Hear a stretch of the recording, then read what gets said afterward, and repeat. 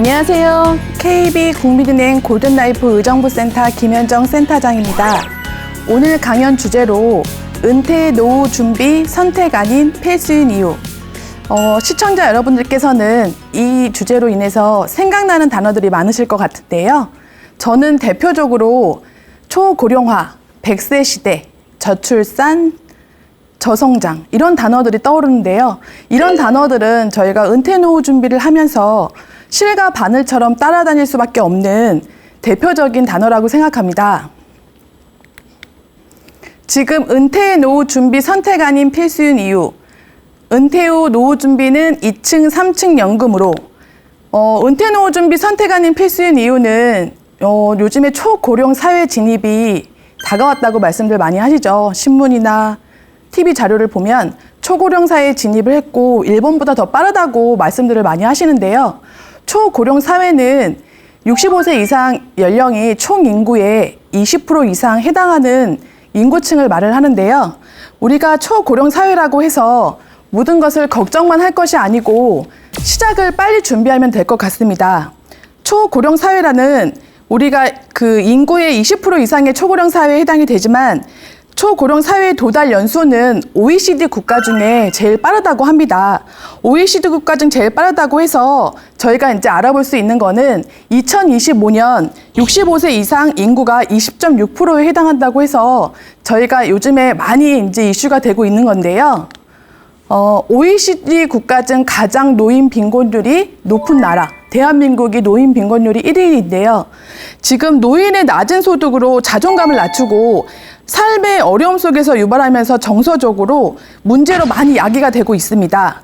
노인은 소득원 중 표에서 보는 바와 같이 연금 소득이 48%에 준하고 근로소득은 52%에 해당이 되십니다. 국민연금과 달리 만 55세 이상 수령 가능한 주택연금은 우리가 대부분은 연금을 준비한다 그러면 연금 상품이나 이런 것들만 생각을 하시는데 재정기획부의 자료에 의하면 주택연금을 활용하여 그 잠재 수요층이 모두 주택연금에 가입을 한다고 한다면 20%대로 감소할 수 있다고 합니다. OECD 국가 중 가장 높은 노인 빈곤율을 20%대 감소할 수 있다고 한다면 저희가 연금 상품 중에서도 주택연금에 대한 활용도를 생각해 보시는 것도 좋을 것 같습니다. 은퇴 노후 자산 관리 리스트. 각종 은퇴 리스크 출현에 따른 최근 인식 변화가 많으신데요. 은퇴 자산 관리의 4대 리스크 중에 표에서 보는 것과 같이 첫 번째 장수 리스크, 죽기 전 은퇴 자산의 고갈인데요.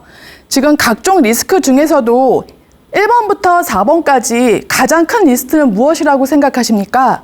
우리나라가 OECD 국가와 비교해 본다면 2065년부터 2070년도에 한국의 기대 수명은 90.9세라고 합니다. 이 가운데 가장 높은 게 장수 리스크라고 생각합니다. 그리고 두 번째 구매력 리스크는 물가의 지속적인 이유로 오르는 이유로 인플레이션 등이 원인으로 구매력이 하락하고 있다는 것과 세 번째 이벤트 리스크가 있는데요. 예기치 않은 이벤트 발생으로 목돈이 들어갈 가능성이 있는데 이벤트 같은 경우는 우리가 갑자기 아프거나 그다음에 자녀가 결혼을 한다거나 그럴 때 생각지도 않았던 이벤트 리스크가 발생할 수 있고요. 4번째 변동 리스크는 은퇴 자산 운용 수익률 하락으로 인한 자산 감소인데요. 요즘에는 영끌족 자산에 대해서 주식이나 부동산에 본인의 소유 자산을 한꺼번에 투자해서 은퇴 자산이 변동을 하는 경우가 많습니다. 그래서 변동 리스크에 대한 리스크가 또 많이 큰 화제로 저희가 들고 있는데요. 기대 수명의 연장으로 은퇴가 길어지는 노후 기간과 짧아지는 근속 기간으로 소득 공백기에 이런 리스크를 제기하기 위해서 연금의 중요성이 더 커지고 있다고 생각합니다. 지금 보시는 표를 보시면 생애 주기별 재무 관심 흐름도인데요. 소득 활동 기간, 저희가 지금 직장 생활을 하는 동안에 그 소득 활동 기간과 전환기 은퇴 생활 기간이 있습니다. 소득 활동 기간을 보면 소득이 많은 반면 지출도 많거든요. 그 보유 자산의 규모가 늘어가는 대신 소득으로 자산을 형성하고 있고요. 은퇴 생활 기간은 소득은 수입이 없기 때문에 변동될 수 있고 지출은 크게 변동되지 않지만 은퇴 자산의 지출 전략으로 자산으로 소득을 구성하고 있는데요. 전환기가 가장 중요한 시기라고 봅니다. 3대에 대한 부담감이 늘어가는 시기인데요. 만약에 그 자녀에 대한 책임으로 인해서 자녀가 직장 생활을 하지 않는다면 생활비라든지 결혼자금이라든지 주택자금에 대한 부양 책임을 가지셔야 되고, 전환기는 본인 배우자에 대해서는 뭐 창업 은퇴 후에 창업 자금이라든지 그다음에 대출 상환이라든지 이런 부분들로 인해서 재무에 대한 부담감을 크게 가질 수 있습니다. 그리고 부모 부양기에 대해서는 본인과 배우자의 부모에 대한 부양에 대한 책임으로 의료비 같은 간병비라든지 이런 비용들이 많이 소비가 될 수 있기 때문에 소득활동 기간과 전환기, 은퇴생활 기간 중에 모두가 중요하지만 전환기 때 생애 주기별 재무 관심을 좀 가지셔서 소비와 지출에 대한 소득 자산과 자산의 소득을 구성하는 요소들을 하나씩 계획해 볼 필요가 있을 것 같습니다. 우리나라를 보면 65세 이상 고령자가 경험하는 어려움 중에 경제적인 어려움이 많은데요. 저희 어머니를 사례로 한번 들어보도록 하겠습니다. 저희 어머니는 현재 81세신데 자영업을 운영하고 계시거든요. 근데 자영업을 운영하시면서 아침에 일찍 밭에 가셔서 농사를 지으시고 또 오셔서 식당 준비를 하시는데요. 저희 어머니한테 항상 제가 그런 말씀을 드려요. 어머니 좀 쉬시고 좀 편히 이제 자식들한테 용돈 받으시고 쓸 수도 있으신데 왜 이렇게 일을 열심히 하시냐고 여쭤보면 어머님이 그런 말씀을 하세요. 내가 지금 현재는 81세지만 이 식당을 하면서 나는 정년이 없다. 내가 음식을 맛있게 해줌으로써 내 음식의 맛을 보고 찾아오는 사람들 많고, 너는 평생 직장이 아니지만 본인은 평생 직장을 갖고 있다라고 항상 말씀을 하시고, 최근에 스마트워치를 제가 하나 사드렸거든요. 스마트워치로 본인이 이제 자녀들한테 이제 알림 등록하시는 거랑 건강 관련 웹, 걸음수 그런 웹을 깔아놓으셨어요. 그러셔가지고 직장 생활 하시면서 또 아침에는 밭에 가시면서 본인의 걸음수도 체크하시고, 항상 전화 오셔서 그런 자랑거리를 막 얘기를 하시거든요. 그래서 어머니를 보시면서 보통 저희가 상담 사례를 보면 그런 생각이 들어요.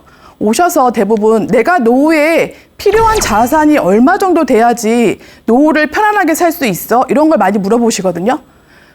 그거에는 저는 정답은 없다고 생각해요. 왜냐하면 각자의 생활 패턴이나 생활 방식에 따라서 노후 자금을 준비하는 게 가장 중요하거든요. 아까 제가 어머니의 사례를 든 사유도 뭐냐면 저희 어머니는 직장 생활, 평생 그 식당 일을 하시면서 건강 수명도 챙기시고 계시고요. 또 저희 자식들이 나중에 부담을 주기 싫으셔서 보험도 가입하시고 계시고, 예, 보장성 보험도 가입하고 계시고, 연금도 종신보험 가입하고 계시거든요.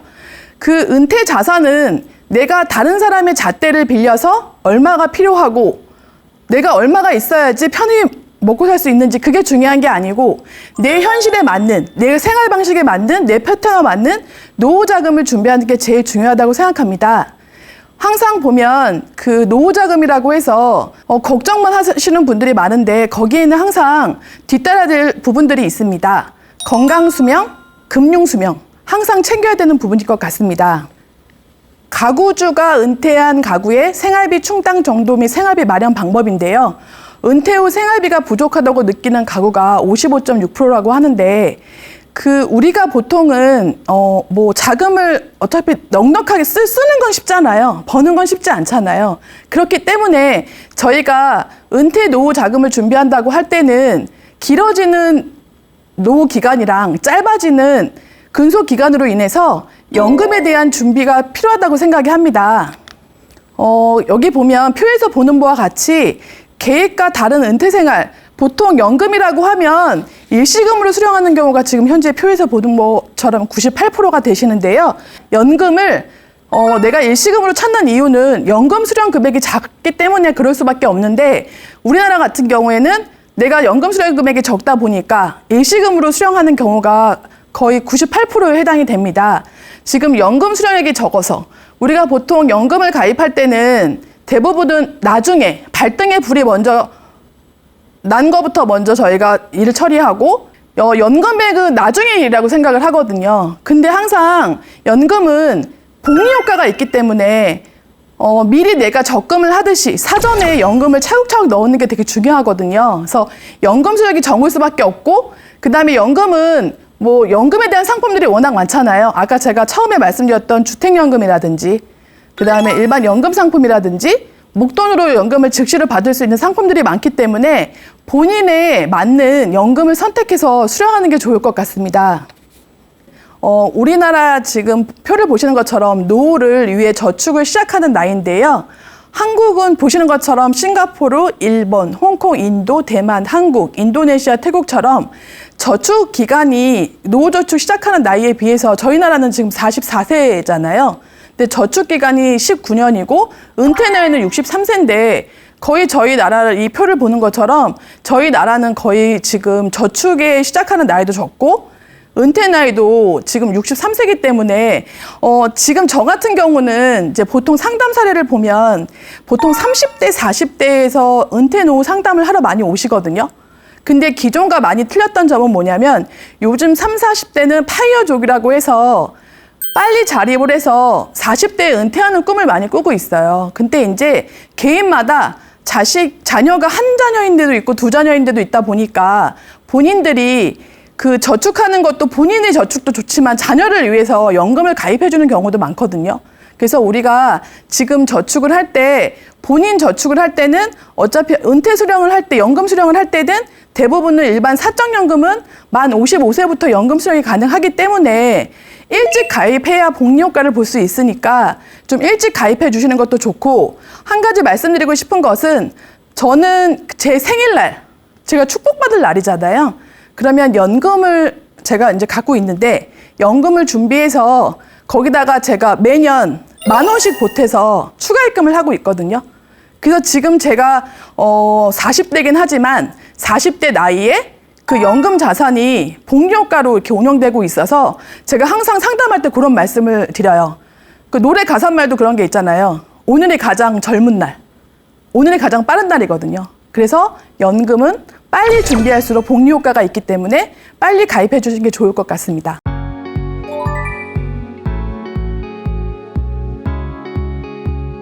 우리가 그 연금은 여러 가지 종류가 있으시잖아요. 근데 이제 연금은 우리가 하루라도 빨리 노후를 준비하는 방법으로 생활을 해야 되는데 우선은 표에서 보시는 바와 같이 공적연금, 퇴직연금, 개인연금이 있는데요.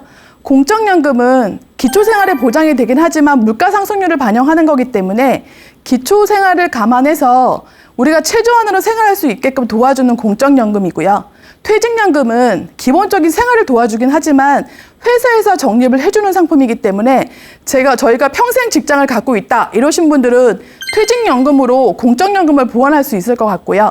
개인연금은 여유 있는 생활, 대부분은 개인연금이 준비가 안 돼 있으시긴 한데 여유 있는 노후를 준비하기 위해서는 개인연금이 필수인데요. 개인연금도 직장인이 필요한 연금 저축이 있고 비과세 혜택에서 볼 수 있는 연금보험이라는 상품이 있으신데요. 그것도 개인의 자유롭게 선택해서 가입이 가능하기 때문에 금융기관에 가셔서 내 현재 그 상황에 맞는 연금 상품을 상담해 보시는 것도 좋을 것 같습니다. 노후준비 3층 연금 가입률을 표인데요. 지금 앞에서 말씀드렸던 것처럼 저희가 노후준비에 대한 3층 연금 가입률이 매우 저조합니다. 공적연금에 대한 국민연금은 가입 의무사항이기 때문에 가입을 하고 계시는데 전업주부라든지 일반 학생들도 임의가입자로 국민연금을 가입할 수 있거든요. 근데 그런 부분을 활용해서 국민연금의 장점인 오래 보일수록 많은 금액을 받을 수 있기 때문에 그 국민연금의 장점을 활용해서 임의가입자 제도를 활용해서 넣는 것도 방법일 수 있을 것 같습니다. 가구주가 은퇴한 가구의 생활비 마련 방법인데요. 사적연금을 이용한 노후자금 마련 비중이 매우 낮은데 지금 아까 저희가 3층 구조에 대해서 저희가 봤는데요. 개인연금, 저축, 사적연금 이런 부분들이 공적연금을 기본적으로 생활하는 데에는 전부 다 공적연금에 대한 자료는 준비가 되어 있지만 개인이나 사적연금에 대한 준비는 되어 있지 않습니다. 왜냐하면 저희 같은 경우는 초고령사회라고는 하지만 지금 상황에서는 내가 당장 의식주를 해결하기 위한 생활에 대한 자금으로 지출이 되기 때문에 개인 저축, 사적연금이 지금 많이 부족한 상황이라고 볼 수 있는데요. 제가 아까 말씀드렸듯이 은퇴 노후 관련은 항상 연금에 대한 내가 필요 시점에 인출할 수 있는 연금을 준비하는 것이 제일 좋은 방법이라고 생각이 듭니다.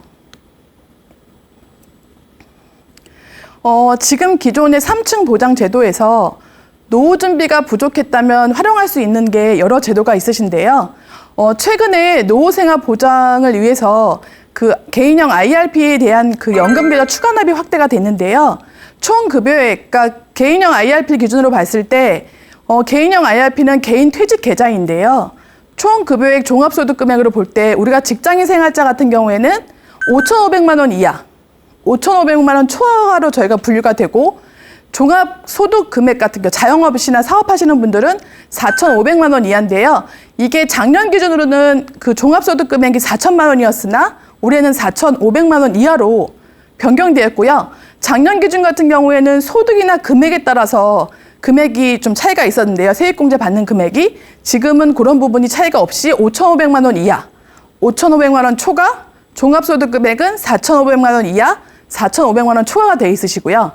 세액공제 대상은 납입 한도가 개인형 IRP 같은 경우에는 900만 원, 이것도 바뀌었거든요. 소득이나 연령에 따라서 저희가 차이가 있었는데 이거는 일률적으로 900만 원으로 세액공제 가능하시고 연금저축은 기존의 소득이랑 금액에 따라서 틀렸었는데 연령에 따라서 틀렸었는데 기존에는 400만 원이었다면 지금은 600만 원으로 변경이 되었습니다. 근데 개인형 IRP만으로 900만 원 납입이 가능하시고요. IS 만기 계좌 전환 금액은 기존에 내가 세액공제 IRP에 900만 원을 넣었다. 그러면 IS 만기 계좌 전환 금액의 10%에 300만 원까지 한도로 추가로 해서 추가 납입이 가능하시고요. 최대 공제 한도는 900만 원 더하기 플러스 그다음에 300만 원 해서 최대 1,200만 원까지 공제 한도가 가능해졌습니다. 그리고 세액공제 받는 금액은 5,500만 원 이하, 4,500만 원 이하다 그러면 16.5%, 최대 198만 원까지 연말정산 환급이 가능하시고요.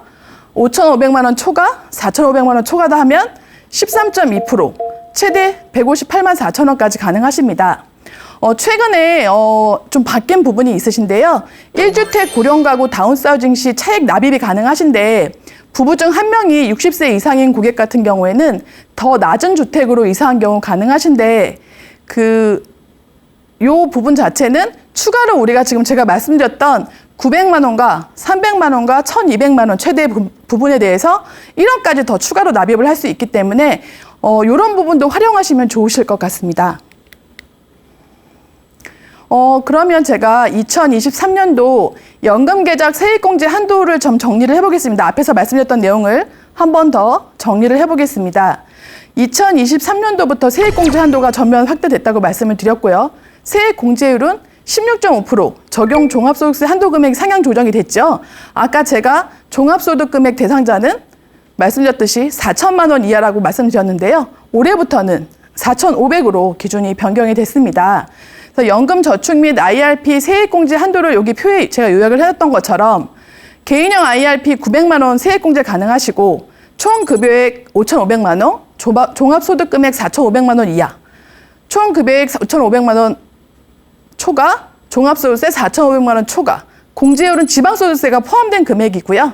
각각 그 세액공제의 효과를 저희가 최대 각각 표를 보시면 아시는 것처럼 그 2023년도에는 그 고령화 시대를 맞이해서 이런 그 연금저축에 대한 세액공제 한도라든지 그 다음에 추가로 납입할 수 있는 것들을 많이 확대를 해놨으니까 이런 부분이 다 세액공제가 차 있지 않다고 생각하시는 분들은 주거래 금융기관에 방문하셔가지고 세액공제를 최대로 받을 수 있는 거를 한번 확인하시고 추가 납입하는 것도 방법일 것 같습니다. 예를 한번 들어보겠습니다. 지금 최근에 세액공제 관련이 많이 바뀌었다고 말씀을 드렸잖아요. 우리가 최대 세액공제를 받는 거를 일반 정기예금으로 한번 비교를 해볼까요? 1년에 예를 들어서 5천만 원 정기예금을 넣었다고 볼게요. 근데 IRP를 우리가 아까 세액공제를 넣을 수 있는 금액은 900이라고 말씀드렸죠. 그러면 IRP 원금 900만 원과 정기예금 5천만 원의 세율공제율과 예금 금리를 비교해 보겠습니다. 아까 900만 원 세액공제율 예를 들어서 급여생활자가 5,500만 원 이하라고 한번 생각을 해볼게요. 그러면 세액공제율은 16.5%, 세액공제 환급금 세후 후 이자는 세액공제 환급금 148만 5천 원을 세액공제를 받을 수 있고요. 정기예금은 5천만 원을 예금금리를 3%로 가정을 해볼게요. 그러면 세후 이자가 126만 9천 원이 되는 겁니다. 우리가 여기서 보는 것처럼 IRP 세액공제 환급금이 5천만 원 정기예금 이자보다 더 많은 혜택을 받을 수 있습니다.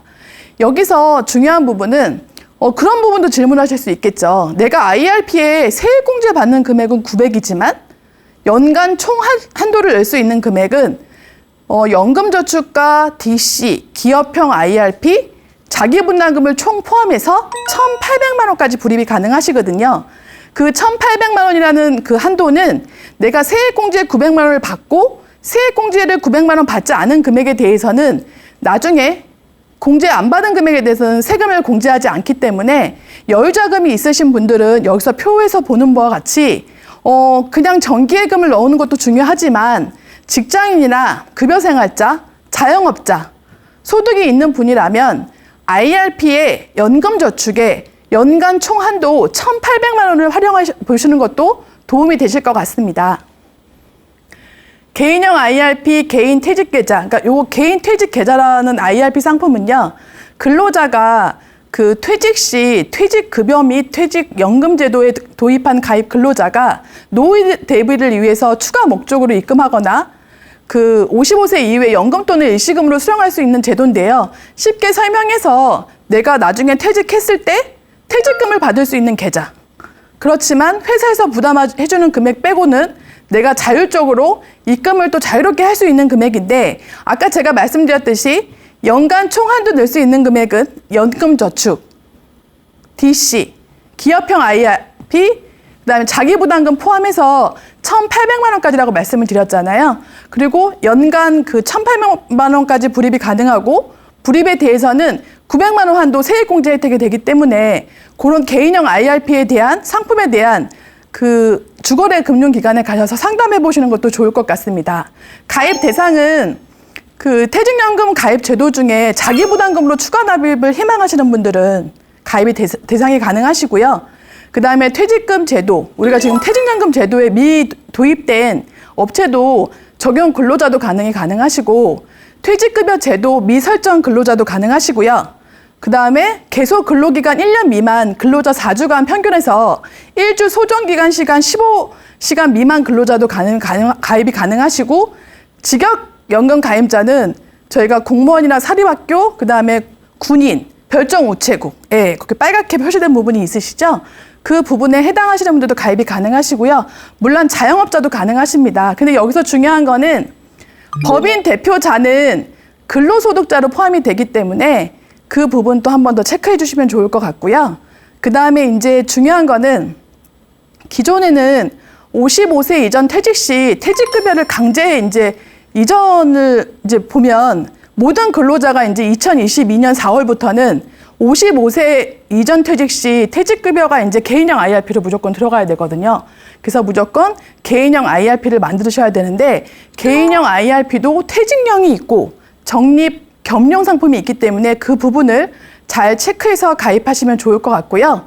55세 이후 수령 시 일시금 외에 연금으로 선택도 가능하시니까 세법상 연금으로 수령 시 세제 혜택이 가능하시니까 그 부분도 활용해 주시면 좋을 것 같고 퇴직금에 대해서는 퇴직소득세를 공제하는 거고요. 그다음에 세액공제 받은 것과 운영수익은 각각 이제 연금소득세를 떼는데 각각 연령에 따라서 소득 연금소득세가 틀리다는 점, 그 부분 참고해 주시면 좋을 것 같고요. 개인형 IRP의 장점은 우선은 세 가지로 요약을 해보도록 하겠습니다. 첫 번째, 연금 수령 시 퇴직소득세 감면. 이 부분은 개인형 IRP를 통해서 퇴직금을 연금으로 받으면 연금 개시 후, 연금 개시라는 이유는 실질적으로 연금을 개시 후 10년 이하는 퇴직소득세의 30%, 연금 개시 10년, 요 연금 개시는 실제 연금 개시를 말씀드리는 겁니다. 영업점 창구에 가셔가지고 실질적으로 연금을 수령하시는 분들, 내가 비대면으로 연금을 신청하시는 분들에 한해서 10년 초과 시점부터 퇴직소득세의 40%를 감면을 받으실 수 있습니다. 그 부분 참고해 주시면 좋을 것 같고요. 두 번째, 과세 이연으로 투자원금 증가. 이 부분은요, 개인형 IRP로 퇴직금 수령 시에 세금을 포함한 퇴직금 전액이 개인형 IRP로 이전이 되는데요. 이 부분은 뭐냐면 제가 퇴직을 해서 퇴직금을 받으면 이 퇴직금 전액이 개인형 IRP로 그대로 입금이 되는 겁니다. 그래서 개인형 IRP 계좌를 해지할 때는 퇴직소득세가 가세납으로 그 전까지는 우리가 보통 정기예금을 가입하면 정기예금에 대해서 이자소득세를 바로 떼잖아요. 16.5% 바로 떼잖아요. 그런데 퇴직금 같은 경우에는 IRP로 입금을 할 경우에는 그 전까지는 세금 차감 없이 운영할 수 있으므로 그 투자원금이 증가할 수 있는 효과가 있는 것 같고요. 세 번째, 금융소득 종합과세 절세라는 의미는 개인형 IRP에서 발생하는 운영수익은 계좌 해지 전까지는 소득이 합산되지 않으므로 금융종합과세와 건강보험료의 상승 위험이 없습니다. 건강보험료가 많이 개편이 됐죠. 그러니까 건강보험료의 상승 위험이 있는 거는 공적연금에 해당이 됩니다. 아직 현재까지는 사적연금에 대해서는 건강보험료의 상승 위험이 없기 때문에 그런 부분을 위해서 종합소득세가 절세가 될 거고요. 그 다음에 보통은 우리가 정기예금이나 일반 예금을 가입했을 때 비과세 상품을 뺀, 연금 저축 상품을 뺀, 사적연금을 뺀 상품 일반 정기예금을 가입했을 때 금융소득 종합과세에 대한 걱정과 건강보험에 대한 걱정이 많기 때문에 우리가 아까 개인형 IRP 연간 총 한도 1,800만 원까지 낼 수 있다는 점을 좀 추가로 삼으셔가지고 그 IRP를 적극 활용하는 것도 방법일 수 있을 것 같습니다. 개인형 IRP를 왜 가입해야 하는가, 이 부분 되게 중요한데요. 제가 이제 요 챕터 전에 그 기존에 말씀드렸던 여러 가지 사항들이 있지만 1번부터 3번까지에 대한 중요한 부분을 핵심을 좀 모아봤는데요.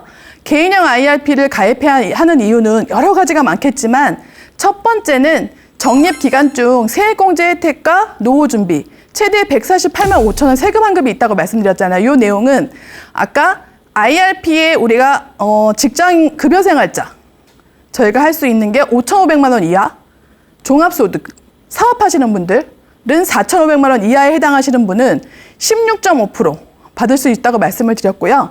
ISA 만기자금에 대해서 300만 원 저희가 추가로 가능하다고 말씀을 드렸잖아요. 그래서 최대 저희가 148만 5천 원 세금 환급을 받을 수 있기 때문에 개인형 IRP를 적극 활용하는 방법. 두 번째, 퇴직 수당 등 수령 시 과세 이연으로 퇴직소득세 절세. 요 연금 수령 시 10년 이내 30%, 10년 초과는 최대 40% 절세 효과라고 되어 있는데요. 여기서 좀 주의할 점이 있습니다. 퇴직 수당 등 수령 시 과세 이연으로 퇴직금, 그러니까 퇴직금을 받았을 때 저희가 개인형 IRP로 퇴직금을 입금하는 경우 퇴직소득세를 절세 받을 수 있는데요. 실질적으로 연금으로 수령을 하셔야지만 10년 이내에 대해서 30%고요. 실질적으로 연금을 수령하셔야지 10년 초과는 최대 40% 절세 효과를 받을 수 있으십니다. 그래서 금융기관에 개인형 IRP를 가입해서 연금 수령을 하실 경우에는 한 번만 연금을 뺀다고 해서 무조건 30%, 40% 절세를 해드리는 게 아니고 실질적으로 내가 연금을 수령했던 그 회차별로, 연수별로 10년 이내 30%, 10년 초과 최대 40% 절세 효과가 있기 때문에 그 부분 잊지 말고 기억해 주셨으면 좋겠고요. 세 번째는 금융소득 종합과세와 건보료 부담 없이 저율과세. 일반 금융상품 대비 절세 효과. 이거는 뭐냐면 아까 제가 정기예금을 IRP 900만 원과 개인형 IRP 900만 원과 일반 정기예금 5천만 원을 비교해서 보여드렸던 게 있죠. 일반 정기예금은 우리가 금융종합과세와 건강보험료의 상승 요인에 부담 요인에 당연히 발생할 수 있는 부분인데 우리가 아까 제가 말씀드렸던 개인형 IRP, 사적연금은 금융소득 종합과세와 건보료의 부담 없이 상승 없이 저희가 저율과세를 적용을 받을 수 있기 때문에 그 부분 참고해 주시면 좋을 것 같은데요. 지금 요즘에는 건강보험료 때문에 부담을 많이 느끼시는 경우가 있어서 내가 요즘에는 원리금 보장 상품들 뭐 정기예금 많이들 하시고 계시는데 정기예금 외에 또 여유자금이 있다 하시면 개인형 IRP가 연간 1,800만 원까지 납입이 가능하시다고 말씀드렸잖아요. 그래서 세액공제를 받을 수 있는 모든 취업자, 근로자, 자영업자, 공무원이라고 하신다면 개인형 IRP에 세액공제 900만 원 받는 거 외에 1,800만 원까지 연간 입금을 하셔가지고 세액공제 받는 거는 운영수익에 대해서 또 바로 과세가 되지 않기 때문에 이연 과세로 인해서 퇴직소득세를 절세받을 수도 있고, 그 다음에 그 나머지 세액공제 안 받은 부분에 대해서는 요즘에 금리가 그래도 조금씩 올라가고 있어서 지금 금리가 다 뭐 틀릴 수는 있겠지만 금리가 높을 때 그 나머지 차익 부분에 대해서 운영수익에 대해서도 또 이익을 또 창출할 수 있기 때문에 그 부분을 좀 참고해 주시면 좋을 것 같고, 그 세액공제 안 받은 부분에 대해서는 운영수익을 뺀 나머지 원금에 대해서는 비과세 혜택을 볼 수 있기 때문에 그 부분을 참고해 주시면 좋을 것 같습니다.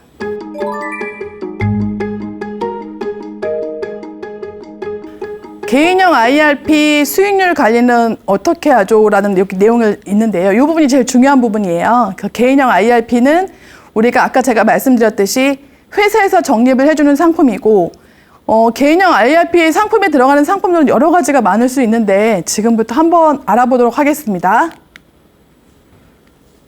최근에 뭐 직장생활자나 IRP 가입하신 분들은 이제 문자나 이런 거 많이 받으실 수도 있고, TV나 아니면 뭐 여러 가지 채널을 통해서 그 사전 지정 운영 제도 디폴트 옵션이라는 내용을 많이 들었을 텐데요.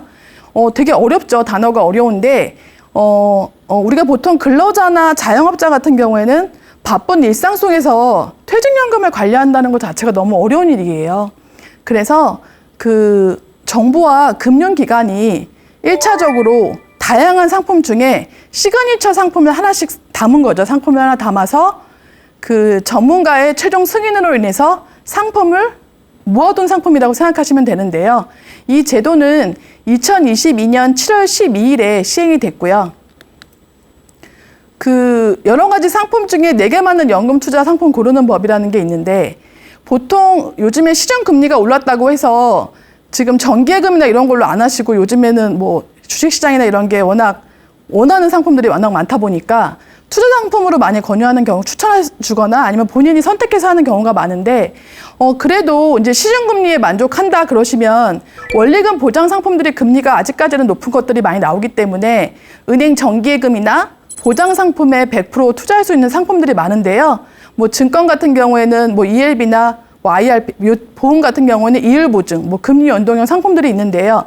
이것도 내가 지금 IRP에 가입한 금융기관에 방문하셔가지고 나에게 적합한 상품이 어떤 건지 확인해 보시고 성향에 따라 고르시는 것도 방법일 수 있으실 것 같고요. 투자 경험이 많고 관리할 역량이 시간적 여유가 많다. 이런 분들은 정말 좋겠죠. 그러면 그 금융기관별로 내가 개인형 IRP에 가입되어 있는 금융기관별로 뭐 추천 펀드라든지 추천 포트폴리오를 참고하셔서 내 성향에 맞는 내 적합한 상품을 골라서 리밸런싱을 하는 방법도 있으신데요. 그리고 세 번째, 은퇴 기간에 맞춰서 알아서 자산 배분 비율을 조절해주는 뭐 이런 걸 관리를 받고 싶다. 나는 너무 시간이 없고 바쁘고 굳이 퇴직연금을 관리하고 싶지 않은데 그냥 정기예금으로 하면 너무 아깝다. 이렇게 생각하시는 분은 TDF 상품을 선택하시는 방법도 있으신데요. TDF는 연금 투자자들이 연금 그 은퇴 시기에 맞춰서 생애 주기별로 위험자산 및 안전자산을 자산 배분해주는 비율 자동 펀드로 생각하시면 되는데, 요거는 쉽게 예를 들자면 자동차의 자율주행과 같다고 생각하시면 돼요. 내가 자동차의 시동을 켜면 자동으로 가주잖아요. 그냥 가만히 있어도 내가 원하는 길로 방향을 정하면 가잖아요. 그런 것처럼 TDF는 자동차의 자율주행과 같다고 생각해 보시면 좋을 것 같습니다.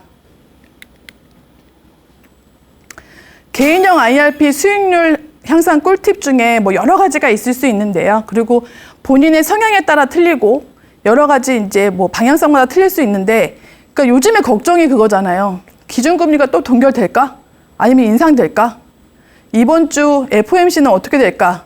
한국은행은 어떻게 될까? 이런 부분들이 많은데, 이런 불확실성 속에서 내가 어떤 상품을 가입해야 되고 계속 공부를 해야 되는데, 무언가를 공부를 해야 되는데 그 상품에 대해서 알 수가 없다. 이런 경우가 많잖아요. 내가 시장을 알 수가 없고 시장의 방향을 알 수 없는데 내가 도대체 어떤 상품으로 운영을 해야 할까, 이런 고민을 많이 하시는 분들이 많으실 텐데요. 그럴 경우에는 제가 아까 전장에서 말씀드렸듯이 개인형 IRP 수익률 향상 꿀팁이라고 해서 그 TDF라는 상품을 말씀드렸죠. 예를 들어서 자동차의 자율주행과 같다. 자동으로 이제 운영해주는 거죠. 운전해주는 거죠. 그러니까 TDF는 그 투자자의 은퇴 시점을, 목표 시점을 고려해서 뭐 글로벌 자산이 될 수도 있고, 국내 자산이 될 수도 있고, 포트폴리오를 자동으로 조절해주는 운영 펀드라고 생각하시면 되는데요. 그 평생 관리하는 연금 자산, 솔직히 내 자산에 직장인이나 급여생활자라고 하신다면 일반 내가 갖고 있는 정기예금이나 일반 자산보다는 연금의 자산이 더 오래 갈 거거든요. 그러면 과연 여기서 어떤 거를 제일 먼저 생각해보고 우리가 상품을 선택해야 되는지를 한번 고민해 볼 필요가 있을 것 같아요. 그래서 그 내가 금융 지식이 좀 짧고 시간이 없다. 그리고 도대체 어떤 상품을 골라야 될지 모르겠다. 그러면 TDF를 활용해 보시는 것도 좋은 방법이라고 생각합니다.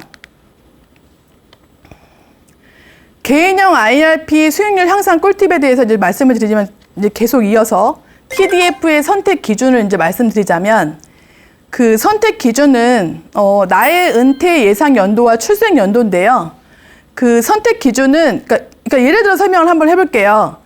제 나이가 1975년생이에요. 출생 연도가. 그러면 예상 은퇴 연령이 60세라고 쳐볼게요. 뭐 65세가 되시는 분들도 있고 은퇴 예상 연령이 80세가 되실 수도 있겠죠. 그러면 그 제 출생 연도에 예상 은퇴 연령을 더하면 은퇴 시기가 나오거든요. 1975년도에 은퇴 예상 연령을 더하면 2035년도가 되겠죠. 그러면 2035년도에 대한 여기 보시면 그 상품별로 TDF 뒤에 2020, 2025, 30 이렇게 뜨잖아요. 이 부분은 뭐냐면 펀드의 구분은 뭐냐면 은퇴 시기라고 생각하시면 돼요. 은퇴 시기. 그래서 주식과 채권의 비율을 자동으로 출생 연도나 은퇴 예상 희망 연도에 따라서 자동으로 조절해주는 그 연도라고 생각하시면 될 것 같아요. 그래서 내가 예를 들어서 은퇴 예상 연령이 좀 빨라진다. 그러면 은퇴 연령이 빨라지는 그 나이를 더하면 최종적으로 은퇴 시기가 나오기 때문에 그 은퇴 시점에 그 평균 출생 연도로 기준으로 해서 내가 지식 비율을 많게 할 건지 채권 비율을 많게 할 건지 자동으로 조절해 준다고 생각하시면 될 것 같습니다. 여러 가지 자료들을 보면 MZ 세대들도 아까 제가 처음에 서론에 말씀드렸죠. 주식이나 채권, 부동산 이런 데 관심이 너무 많잖아요. 그리고 영끌족, 부동산 관련도 한참 막 이슈가 많았죠. 근데 이제 대부분 보면 개별로 하는 것들에 대한 변동성은 크지만 오히려 아까 TDF처럼 주식과 채권의 비율을 자동으로 조절해줘서 내가 은퇴 예상 연령에 맞춰서 상품을 운영해준다면 정말 금상첨화일 것 같아요. 그러니까 한꺼번에 뭐든지 상품을 운영하는 것보다는 내가 일정한 수입으로 일정하게 적립을 해서 글로벌이라든지 예를 들어서 국내라든지 여러 가지 이슈 펀드나 채권들을 하나로 비율을 조절해서 나의 투자 성향에 맞춰서 자동으로 운영해주는 자동차의 자율주행과 같은 그런 부분이 상품이 TDF라고 생각하거든요. 그래서 우리가 직장인들이 퇴직을 했다거나 아니면 직장인들이 매월 개인형 IRP 상품을 넣는다고 한다면 목돈으로 넣는 것도 중요하지만 TDF처럼 상품을 세부적으로 좀 분산해서 포트폴리오를 한다면 변동성보다는 안정성도 같이 추구할 수 있기 때문에 TDF를 운영하는 방법도 되게 좋을 것 같습니다. 그래서 지금 이제 상담 사례를 보면 왜 같은 옆 친구는 퇴직연금이 수익률이 이렇게 났는데 내 거는 왜 이렇지? 내가 똑같은 상품을 넣었는데도 왜 차이가 나지? 그거는 보면 대부분은 목돈을 넣는 것과 적립식으로 나눠서 넣는 것들이 되게 차이가 많은 것 같아요. 그러니까 대부분은 어떤 주식이 괜찮다, 어떤 펀드가 괜찮다 그러면 거기에 한꺼번에 넣는 경우가 많거든요. 그렇지만 퇴직연금 개인형 IRP는 TDF라는 상품이 있어서 분산으로 넣을 수 있고 분산으로 투자할 수도 있고 예를 들어서 목표 금액이 달성이 돼서 우리가 보통 TDF 같은 경우에는 개인별로 일반 투자 상품도 마찬가지인 것처럼 시장이 항상 좋을 수만은 없잖아요. 시장이 항상 나쁠 수만은 없기 때문에 예를 들어서 TDF를 투자한다 그러면 상품별로 여러 가지 적립식으로 분산을 하신다거나 아니면 내가 현재 갖고 있는 상품을 A라는 상품으로 변경을 한다면 앞으로 들어올 입금 예정 상품은 B 상품으로 운영해보는 것도 좀 좋을 것 같고요. TDF 같은 경우에는 우선은 목표 예상 수익률을 각각 상품별로 놓는 것도 되게 중요할 것 같아요. 아까 제가 시장이 마냥 좋을 수만은 없다고 말씀을 드렸잖아요. 그렇다면 TDF 상품을 각각의 목표 수익률을 정해서 내가 그 수익률이 몇 프로가 달성이 되면 환매를 해서 나중에 또 다른 내가 뭐 확정금리 상품이라든지 다른 TDF 상품이 생기면 시장 상황을 보고 적립식으로 매수하는 것도 방법일 수 있을 것 같거든요. 그래서 지금 개인형 IRP에 여러 가지 상품들이 있겠지만 내가 바쁘고 그다음에 상품이 여러 가지이기 때문에 알 수 없다. 그러면 전문가들과 국가가 1차 검증하고 2차 금융기관에서 전문가들이 그 승인받은 그런 상품들로 운영을 한다면 아까 사전 지정 운영 제도라고 디폴트 옵션이라고 상품을 말씀을 드렸죠. 그 상품도 그 방치되는 퇴직연금을 방지하기 위해서 도입된 제도고 뭐 미국이나 호주 선진국들은 이미 도입이 돼 있거든요. 그래서 우리도 이 제도가 이미 시행됐기 때문에 이 제도를 한번 충분히 활용해 보시는 것도 방법일 수 있을 거라고 생각이 됩니다. 지금 TDF에 대해서는 충분히 이해하셨을 거라고 보고요. 지금 제가 이제 은퇴 노후 준비 선택 아닌 필수인 이유라고 말씀을 드렸던 이유는 우리가 고령화 시대라고 해서 초고령 사회가 2025년도에 온다고 해서 걱정만 할 것이 아니고 건강 수명을 늘리는 방법 제가 아까 말씀드렸죠. 뭐 보장성 보험을 가입한다거나 연금을 가입한다거나 의료비를 예비해서 가입한다거나 이런 거 또 금융 수명을 늘릴 수 있는 방법 여러 가지 말씀을 드렸잖아요. TDF라든지 사전 지정 운영 제도를 활용하는 방법 이런 제도로 건강 수명과 금융 상품이 수명을 늘린다면 내가 행복한 노후를 맞이하지 않을까 생각합니다. 시청해주신 여러분들 감사합니다.